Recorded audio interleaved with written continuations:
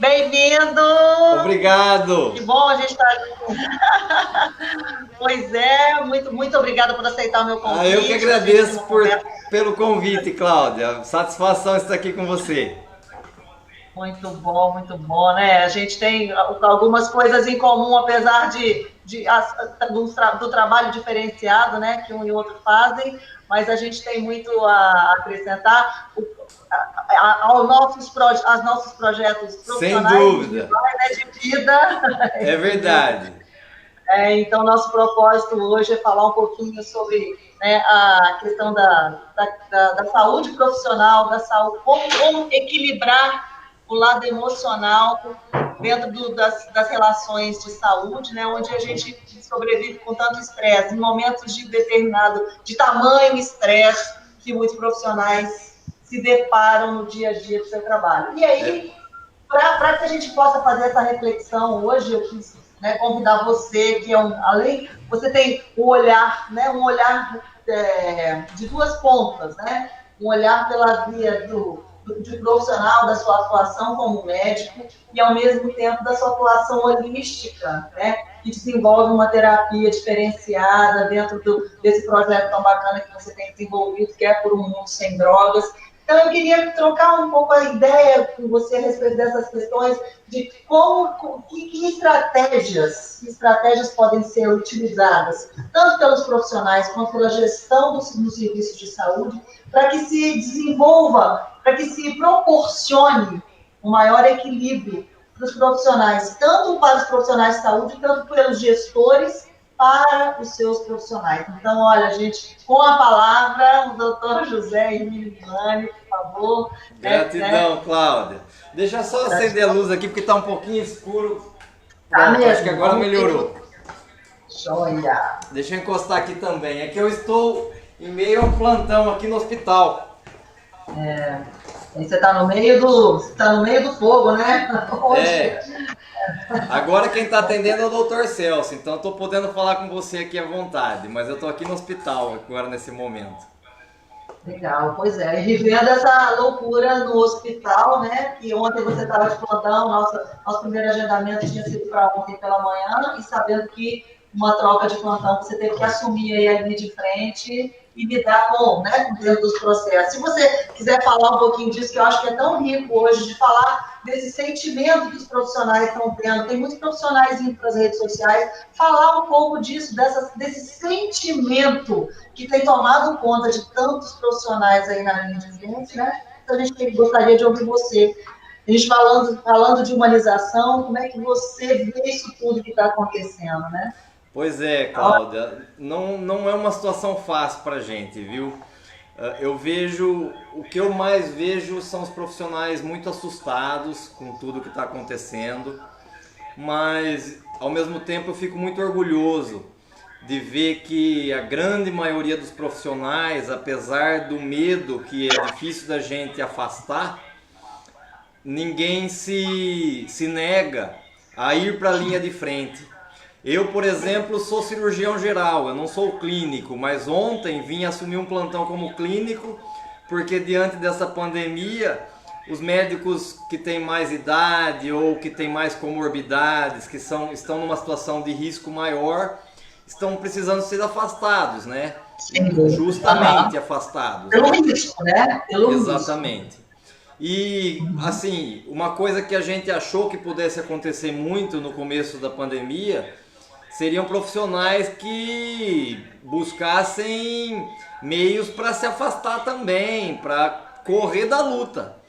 No entanto, é exatamente o contrário que eu mais vejo, é gente cada vez mais disposta a estar na linha de frente, mesmo não fazendo parte normalmente dessa linha de frente, graças a Deus. Estou tendo muito orgulho dos meus colegas. Eu tive a oportunidade de conversar ontem com uma estudante de medicina do 12º período, né? E ela está atuando em plantão.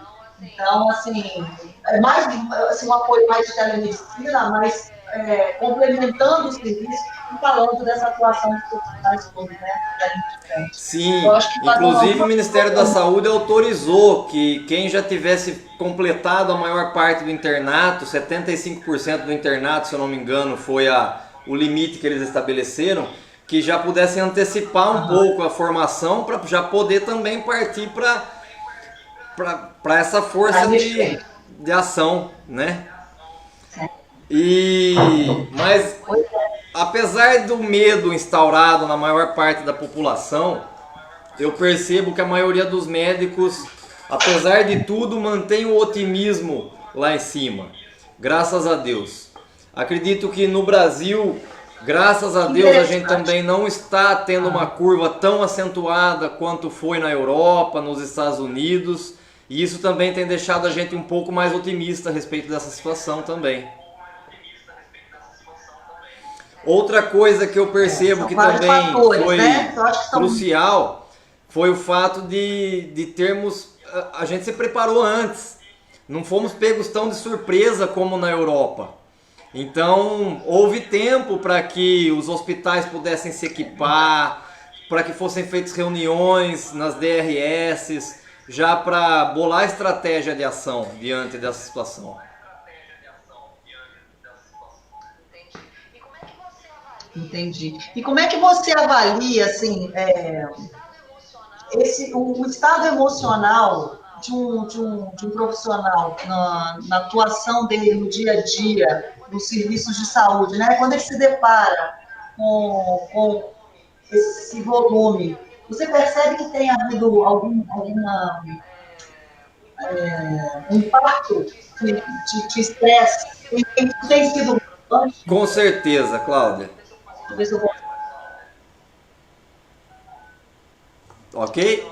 Deixa eu fazer uma coisa aqui, que eu acho que é o meu que tá dando microfonia. Só, peraí, deixa eu ver. Oi, você tá Tô te ouvindo bem. Você tá me ouvindo bem? Pode ir. Tô te ouvindo. É porque eu acho que o meu tava dando microfonia. Bom, é o que eu te disse. A grande maioria consegue manter o otimismo. Mas médico também é ser humano, né, Cláudia? Então eu vejo muitos médicos também passando por crise de pânico, transtorno de ansiedade. É algo que já existia na nossa classe, mas não era tão intenso quanto eu estou vendo agora. A procura por psicólogos, por psiquiatras para nos auxiliar nesse momento aumentou muito. Eu conversei esses dias com um grande amigo meu, psicólogo, Yuri Bussin, e ele disse que é impressionante o número de profissionais que aumentou procurando os serviços deles por causa de ansiedade, pânico, transtornos relacionados ao quadro emocional mesmo, diante de tudo que está acontecendo.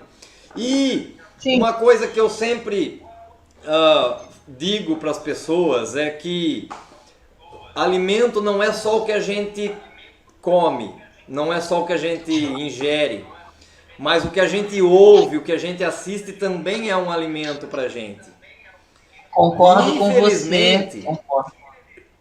Faz parte do ser humano focar naquilo que é negativo, é o negativo que dá ibope. E a nossa mídia só foca no negativo.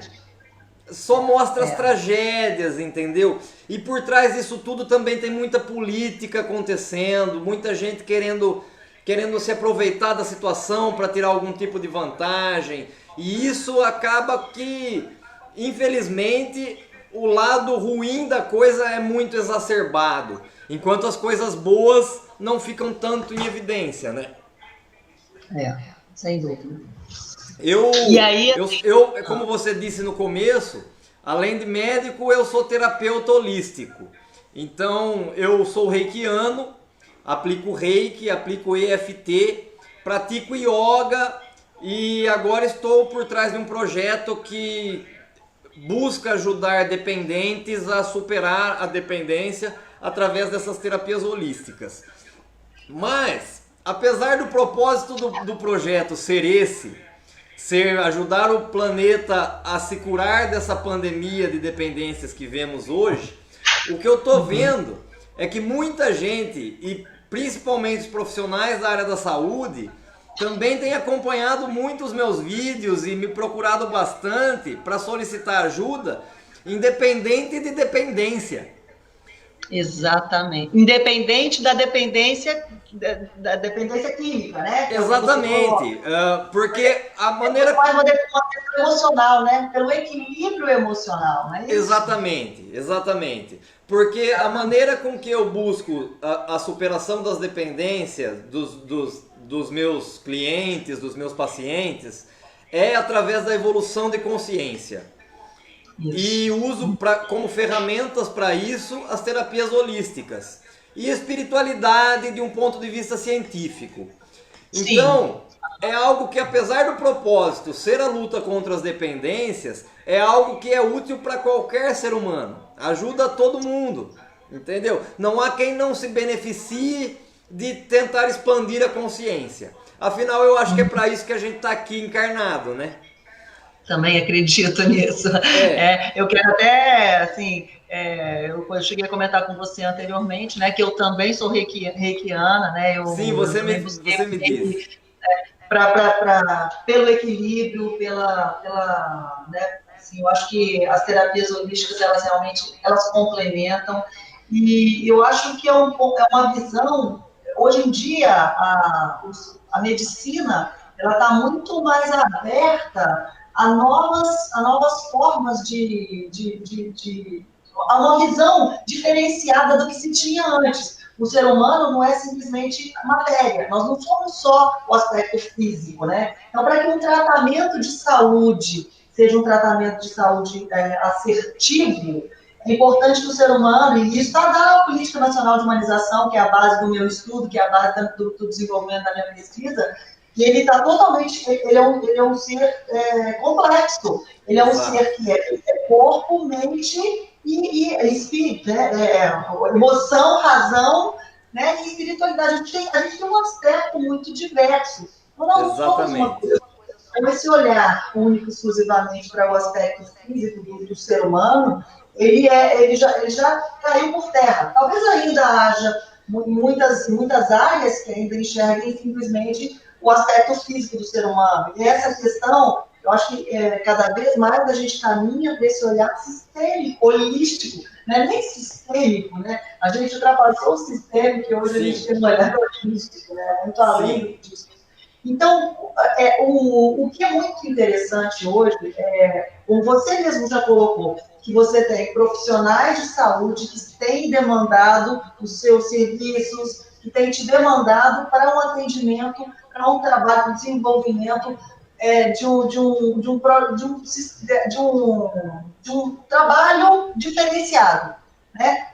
Buscar para si mesmo essa expansão, esse olhar além do aspecto físico. Então, é uma tentativa, uma busca, na verdade, uma busca individual por um equilíbrio de ser, um equilíbrio de ser humano. E o que eu coloco, né? E essa questão, né? Não só os profissionais. Qual é a grande provocação que eu faço aqui agora? Que não só essa busca deve ser feita pelos profissionais, mas as organizações de saúde que buscarem proporcionar isso para as suas equipes, que criarem ambientes holísticos, desenvolverem, né, e proporcionarem um ambiente onde as pessoas possam se desenvolver de maneira holística, de maneira muito mais ampla, elas realmente terão resultados diferenciais.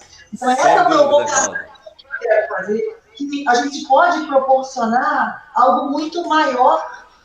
Os gestores e líderes de saúde que se propõem a oferecer para suas equipes um sistema, um processo desenvolvimentos além do desenvolvimento técnico, as organizações vão ter um diferencial a oferecer, tanto para quem está dentro, quanto para aqueles que vêm, que são os clientes, os pacientes, os usuários dos serviços. Né? Sem dúvida. Então, o que você acredita? Eu queria a sua opinião como profissional, tanto profissional médico, né, um profissional que atua dentro de uma organização de saúde, quanto como um profissional terapêutico, que oferece esse tipo de serviço dentro né, para outras pessoas e organizações. Eu queria seu ponto de vista sobre isso. O que você me diz? Bom, no Ocidente, nós, depois da Revolução Industrial, a medicina se distanciou muito do lado espiritual. Diferente de como é no Oriente, onde isso nunca se separou. Lá, as terapias holísticas já são algo que já faz parte do dia a dia das pessoas há muito mais tempo. No entanto, aqui, desde a Revolução Industrial para cá, cada vez mais a gente passou a acreditar só naquilo que era provado do ponto de vista científico. Sim. E essa parte espiritual, essa parte, principalmente o lado espiritual, mas também o lado mental, emocional, é muito mais sutil, é mais difícil da gente palpar, é mais difícil da gente provar cientificamente essas áreas. Então a medicina se distanciou muito disso. Mas felizmente, junto com o avanço da medicina, também tem ocorrido um avanço muito grande desse ponto de vista holístico a respeito do ser humano. De 20 anos para cá, as terapias holísticas ganharam um campo enorme. Enorme, né? Tanto que hoje, por exemplo, instituições como o Sírio-Libanês têm um departamento de Reiki. Sim. E assim, existe um caminho que é sempre muito comum dessas práticas. Primeiro, elas são ridicularizadas pela comunidade científica. Depois elas passam a ser aceitas, para depois elas passarem a ser incorporadas. E isso é quase sempre o mesmo caminho que todas percorrem. E, por exemplo, a acupuntura houve um tempo em que... A homeopatia. Hoje em dia não se questiona mais, porque com o passar do tempo começam a surgir as provas científicas e aí as pessoas mais céticas são obrigadas a dar o braço a torcer e falar, não, parece que realmente aquele papo não é coisa de louco. Realmente é coisa de gente que usou uma droga, né? Exatamente. Exatamente. Cada vez mais a gente vê que não é mais essa tribo alternativa que acredita só nisso. Hoje em dia, porque hoje em dia você faz acupuntura no seu cãozinho e você vê resultados práticos. Como é que você pode dizer que aquilo foi placebo? No cão. O plano de saúde cobre isso hoje, né? O plano de saúde ele já cobre o tratamento por acupuntura. Eu achei o máximo, expliquei ótimo. Então, assim, é possível que esse olhar, né, esse olhar do ser humano como não só com o aspecto físico. É claro que se tratava dos aspectos emocionais, mas se a gente for até para a Política Nacional de Humanização, olhando o ser humano pelas dimensões físicas, emocionais e espirituais. Físicas, emocionais, mentais e espirituais. São 4 divisões. Né? Porque mental e emocional também são diferentes. É o campo do pensamento e o campo dos sentimentos. E o espiritual, que é o mais sutil de todos. Então, assim, hoje, graças a Deus, eu vejo que isso a OMS já defende, por exemplo, o Reiki como uma terapia que deve ser incentivada. O SUS está estudando incorporar o Reiki em várias instituições. Então, assim, cada vez mais a gente vê esse avanço. Mas que nem você havia dito, infelizmente, quem ainda está engatinhando muito nesse processo são as instituições para incorporarem isso para os profissionais, sabe, Cláudia? Exatamente. Mas, graças a Deus também já estamos engatinhando. Eu posso, por exemplo, citar grandes hospitais de São Paulo, que eu trabalhei antes de vir para o Vale do Ribeira. Por exemplo, o Hospital Paulistano, o Hospital Santa Catarina, o Hospital Oswaldo Cruz. São hospitais que você entra no centro cirúrgico, dentro do centro cirúrgico você vê refeições balanceadas e muito bem elaboradas para os profissionais, você vê cadeiras de massagem, Que massa! No paulistano tem até uma massagista à disposição dos médicos lá na sala do centro cirúrgico, para entre uma cirurgia e outra, você poder fazer uma massagem. Sim, sim, porque você está ali, você precisa estar equilibrado para poder conduzir uma cirurgia, às vezes uma cirurgia complexa, mesmo que não seja uma cirurgia complexa, né? O fato de você ter uma vida ali, a responsabilidade por uma vida é gigantesca.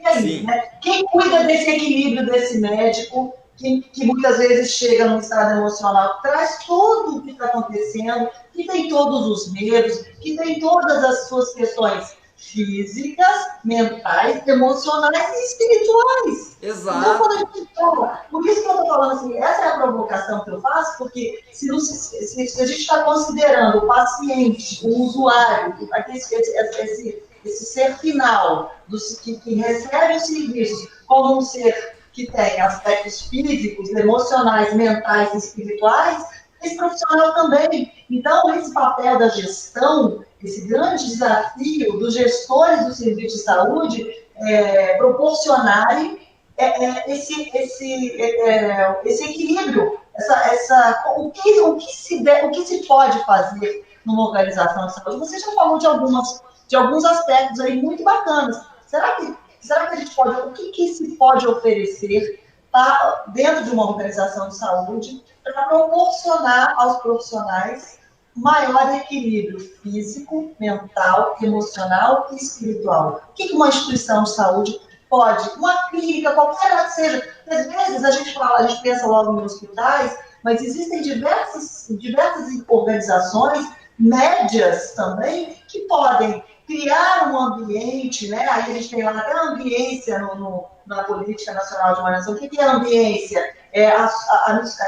Você criar um ambiente onde haja possibilidade de vivência, a convivência dentro do ambiente de maneira humanizada. O que no seu olhar, nesse olhar de médico, e ao mesmo tempo um olhar de profissional que tem uma visão holística, o que você vê que seria uma construção de um ambiente humanizado, de ações de humanização voltadas aos profissionais? O que a gestão pode proporcionar um profissional de saúde? Eu acredito que o primeiro passo, Cláudia, é ouvir um pouco mais o que os profissionais têm a dizer. Porque muitos dirigentes, gestores acham que o médico dá preferência para o que paga melhor, quando na verdade não. Eu posso falar sem medo de errar que a grande maioria dos profissionais dá preferência para os locais de trabalho onde ele tem condições adequadas para atender o seu paciente, onde ele tem tempo adequado para atender o seu paciente, ele não é cobrado do ponto de vista de ter que atender uma quantidade enorme de pacientes, em locais onde ele tenha recursos para atender o paciente de maneira adequada, porque isso é muito estressante para o profissional. Se tem uma coisa que causa estresse no profissional de saúde, é ele saber o que é o melhor a ser feito e ele não ter aquele recurso em mãos. Entendeu? Sim, e depois disso, é pensar também no conforto do profissional também. Porque talvez ainda para o médico isso ainda seja um pouco mais olhado. Você vê que os hospitais existem normalmente confortos médicos, existe um quarto de descanso, mas os enfermeiros, por exemplo, já não têm esse tipo de olhar. Esse mesmo tratamento, né? Exatamente, não tem. Talvez pela demanda, porque existam mais enfermeiros disponíveis do que médicos, eles acabam sendo tratados mais como mercadoria do que o próprio médico. E é triste, né? Porque muitas vezes é o enfermeiro que está ali diante do paciente. E é o enfermeiro que tem que fazer uma jornada muitas vezes dupla. Eu já ouvi histórias de enfermeiros que têm triplas jornadas, que ficam, às vezes, com semanas sem ir em casa, porque sai de um trabalho, entra em outro, sai do outro, entra em outro, e vivem nessa roda viva para que tenham manutenção, um mínimo de... Né, para atingir, alcançar o resultado financeiro que eles Sim. necessitam, né? Sim. Então, isso é muito sério, isso é muito grave. Sim. Então, e por isso que quando eu falo de profissionais, eu não estou falando de médicos especificamente. Eu acho que quando a gestão de qualquer organização de saúde que seja, é importante que tenha uma visão ampla de todas as pessoas, até mesmo os serviços gerais dentro de uma instituição. Nós estamos vendo aí, tem pessoas, pessoas de serviços gerais morrendo de Covid. Sim. E é isso, porque precisa ter cuidado para essas pessoas que estão dentro das instituições de saúde. Então, eles são tão profissionais de saúde quanto qualquer outro, porque eles são apoio. É eles que dão apoio para que a instituição funcione. Sim. Então, esse olhar da instituição para todos os profissionais que atuam ali e desenvolver processos e ações humanizadas para que deem recursos para que esses profissionais trabalhem de maneira equilibrada, né? Exatamente. No contexto geral, os recursos necessários. Então, essa provocação mesmo, né? Então, essa questão que você está falando da alimentação física, um ambiente físico acolhedor para o profissional médico, para o profissional enfermeiro, para o profissional de recepção, que vive também o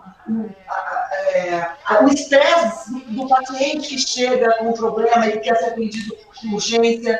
Então, assim, é fundamental, claro, Sim. que se tenha equilíbrio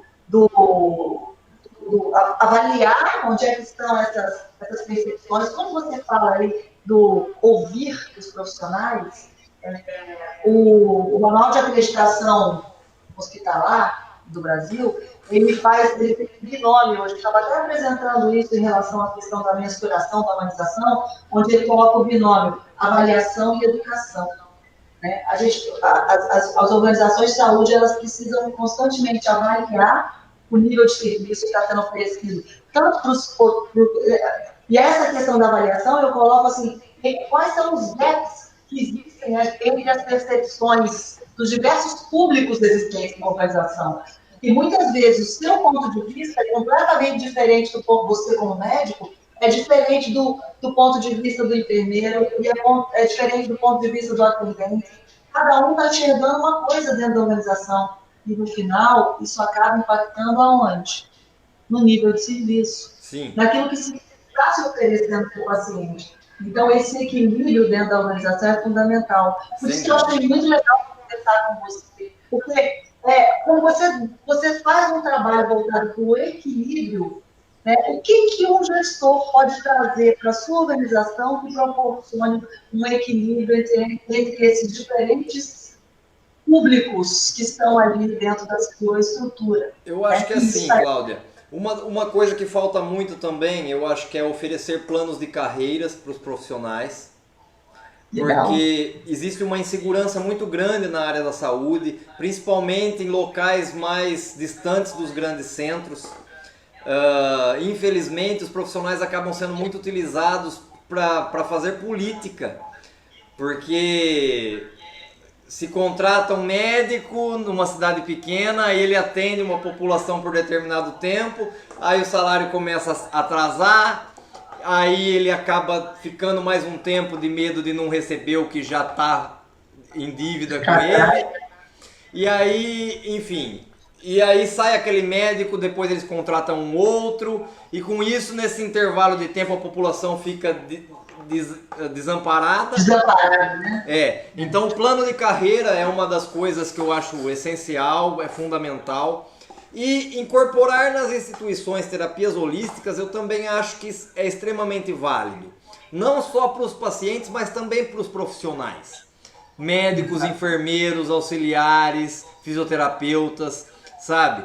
Até porque os profissionais que são desse ramo de terapias holísticas, em sua grande maioria, são pessoas que já entendem a lei da fraternidade e já entendem que é dando que se recebe, que a gente precisa se doar e que o que a gente entrega para o universo retorna para a gente. Então é muito fácil achar equipes dispostas a fazer trabalho voluntário, por exemplo, até que aquilo tome corpo, sabe?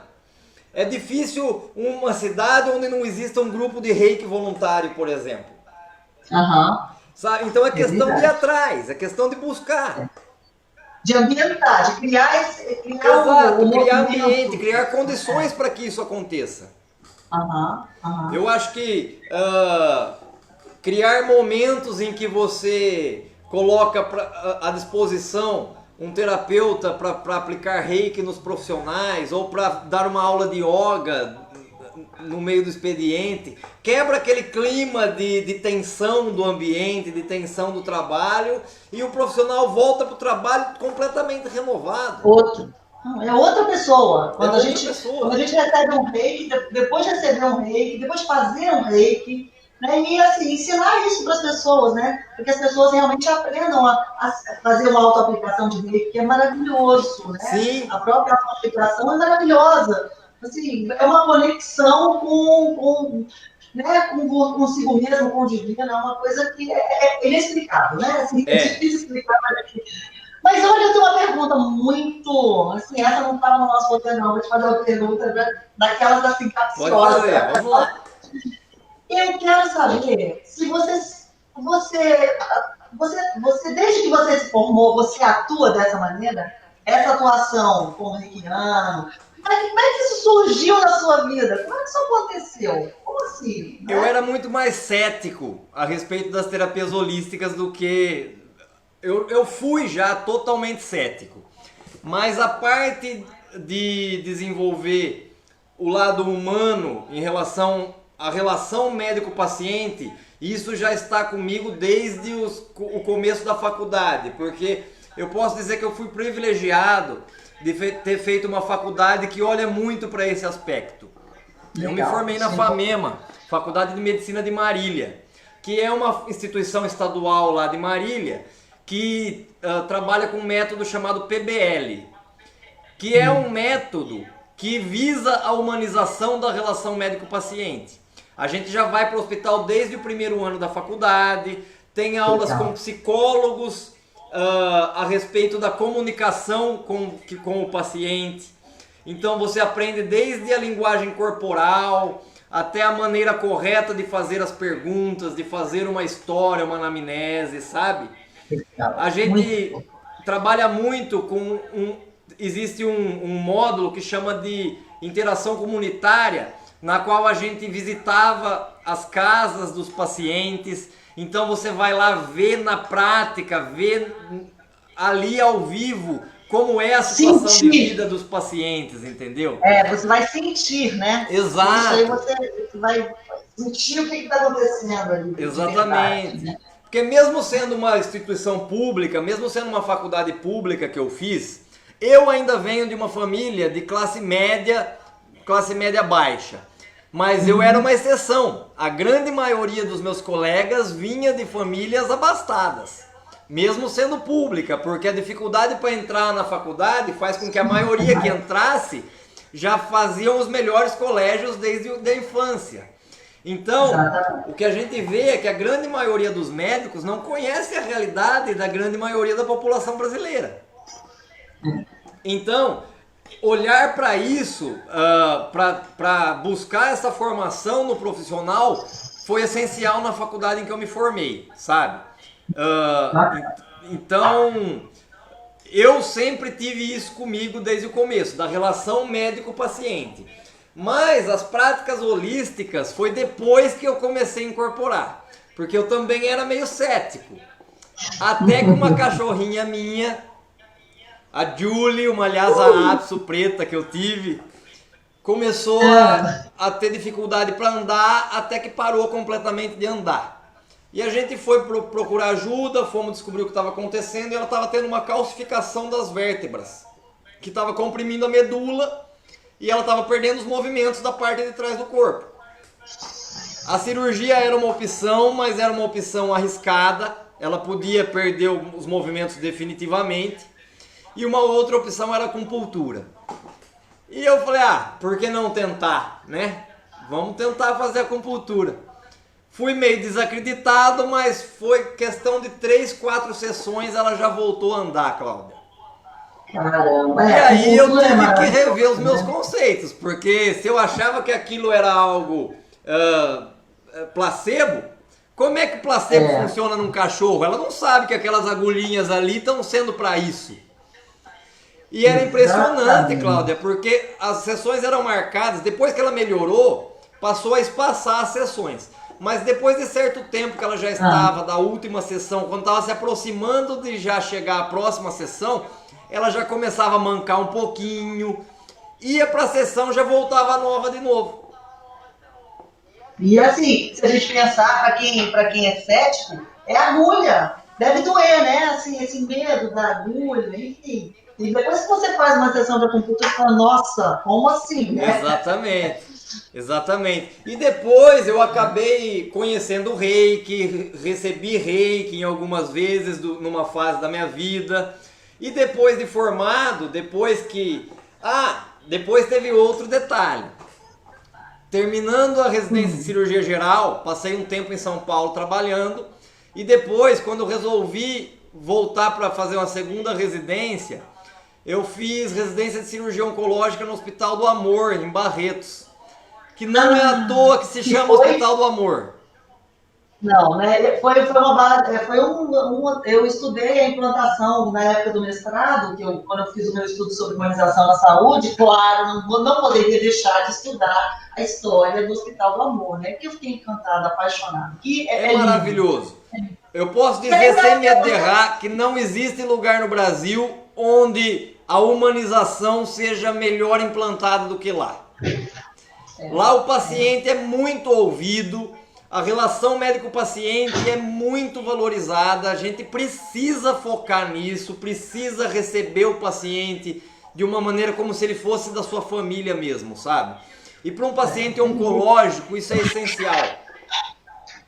Sem dúvida. Eu acho que assim, eu passei a desenvolver, eu também estudei muito assim, fiz um olhar sobre os estudos da Ana Cláudia Quintana, né, que estuda, que é especialista em cuidados paliativos, que tem um olhar maravilhoso, onde ela fala da compaixão responsável, o desenvolver, o profissional de saúde se desenvolver em compaixão responsável. Eu acho que é um termo belíssimo para falar dessa relação de empatia que não paralisa, né? É o profissional sentir empatia pelo paciente, pela aquela pessoa, mas por outro lado, não se paralisar e conseguir executar aquilo que ele precisa executar com compaixão. Então, assim, eu acho que é belíssimo. E o Hospital do Amor é uma grande referência para essas ações, né, para que se possa repensar esses modos de agir. E o que o Hospital do Amor prova, né, Milane, é que é possível. É É possível. que é possível. Essa Exatamente. questão. Então, assim, é possível e dá retorno. Isso gera retorno para as instituições Sem que dúvida. implementam as ações. O Né? Que Hospital para do quem Câncer de tem olhado Barretos, núcleo, que agora se chama Hospital do Amor, a verba que ele recebe do SUS é muito menor do que a verba que ele tem de gasto mensalmente. E a grande maioria do que ele recebe, que vem além do SUS, é de doações, mas não é à toa que isso acontece. É não é justamente por atual. ser um hospital que tem essa visão, que tem esse olhar, que acolhe o paciente como se fosse realmente um ente da família, sabe? E é diferente a gente ter compaixão, ter empatia, de ter pena. É a pena que É paralisa. diferente. É, Não, aqui, a pena paralisa. é a pena que Mas a paralisa, porque a compaixão pena não não. é Né? legal. Não. É você achar que a pessoa é um coitado, entendeu? Não é para ter dó, é para ter compaixão, ter empatia, mas ajudar a pessoa a se elevar, não ir para baixo junto com ela. Exatamente. Não se deixar paralisar pela compaixão. Então, Isso. assim, que aquilo seja uma razão para você fazer, para agir. Então, né, nesse contexto, também uma das teorias que foi uma teoria de grande profundidade dentro dos meus estudos, que é a teoria de um biólogo chamado Humberto Maturana.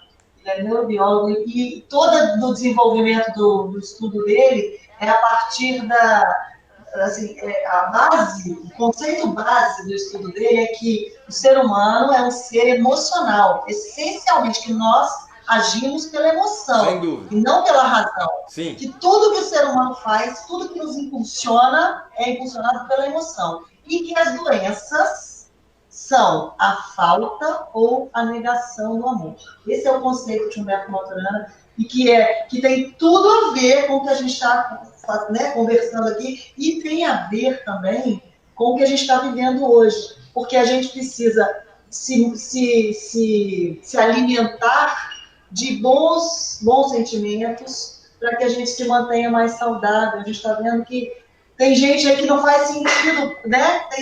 Tem idosos com 90 anos aí que estão sobrevivendo ao Covid. Por quê? Qual é a diferença? O que faz a diferença?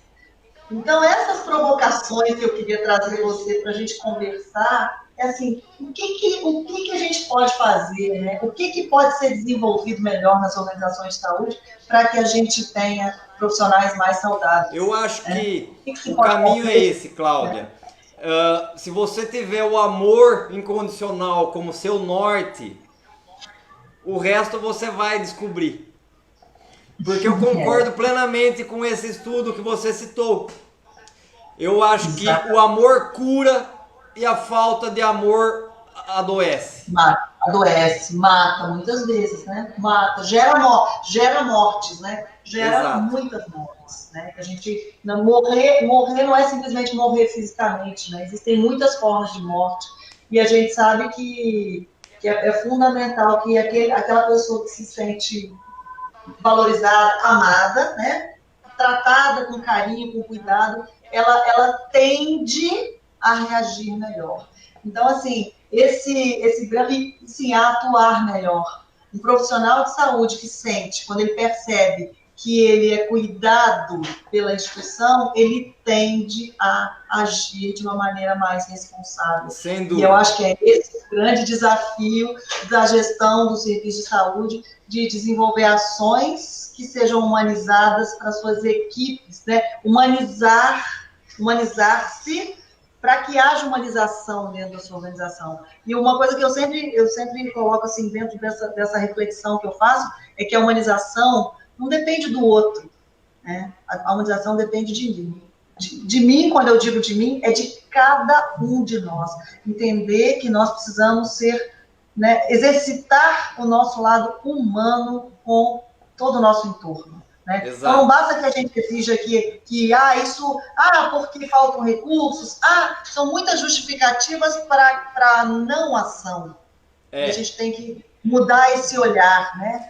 Deixar de reclamar e olhar com gratidão mais para o que a gente tem de bom, né, Cláudia?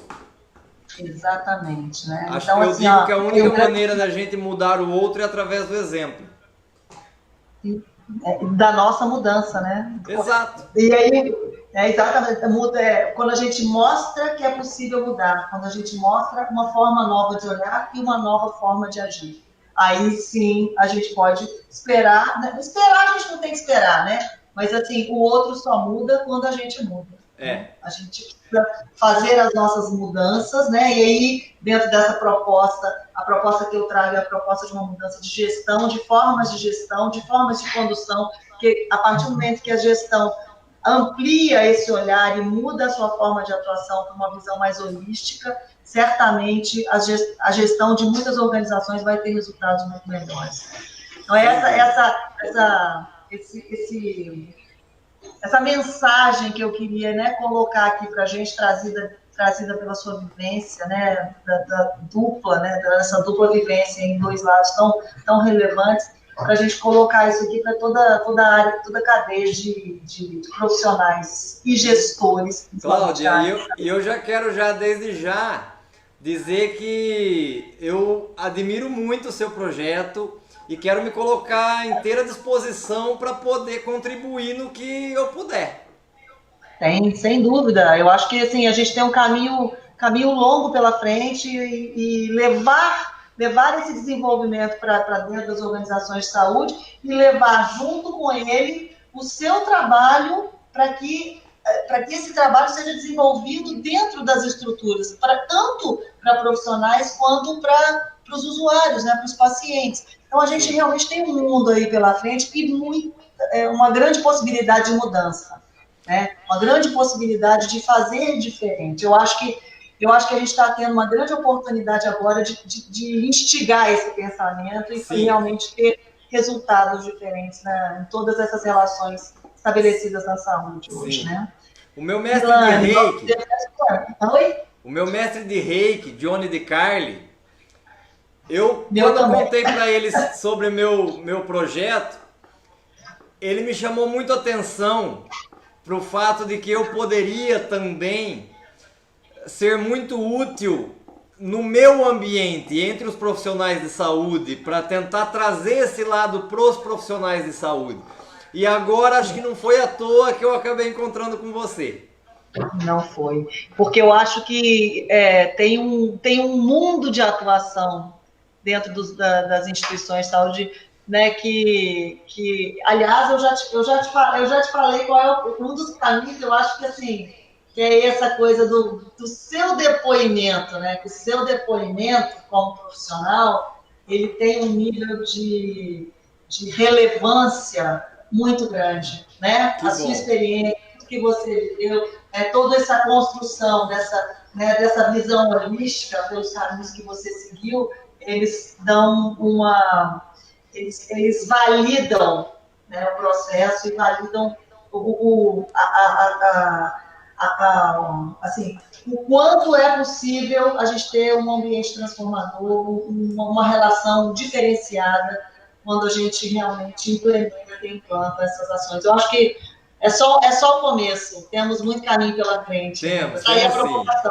Depois a gente vai apresentar aqui o nosso... Vamos, quem sabe a gente tem a condição de desenvolver. Eu quero propor aqui para quem me segue, quem está assistindo e quem assistir essa live, que siga o Milani nas redes sociais, que está fazendo um trabalho fez aulas de yoga maravilhosas, né? Então, trazendo essa oportunidade da gente fazer aulas deliciosas, tanto reiki à distância, né, yoga. Então, assim, o trabalho está sendo divino, divino, né? Gratidão. A semana que vem eu vou falar sobre o EFT, que é uma outra técnica holística que nos ajuda a identificar e eliminar crenças limitantes e sentimentos negativos. Muito bacana. E também vou falar sobre a espiritualidade do ponto de vista científico. Muito legal, né? O papel da espiritualidade e o ponto de vista científico, que a gente acabou de dizer, né? Da espiritualidade sendo aceita até numa política social do Brasil, né? Dentro da Política Nacional de Humanização. Que massa! Vamos, semana que vem, então, tem muita informação, muita coisa bacana para a gente aprender com o Milani e para trocar. Milani, muito obrigada, gratidão demais pela Gratidão enorme, Cláudia. Se tiver você em luz lá na sua casa, tem que correr para o hospital para poder cumprir nosso compromisso. Muito obrigada a todo mundo que assistiu, que participou, que está aqui com a gente, né, e que a gente tenha uma saúde mais humanizada, que a gente tenha relações de saúde, relações pessoais mais equilibradas, né, em nível físico, emocional, mental e espiritual. Muito obrigada. Gratidão, Cláudia. Gratidão a todos. Obrigada, mano. Até a próxima oportunidade. Até a próxima. Obrigada.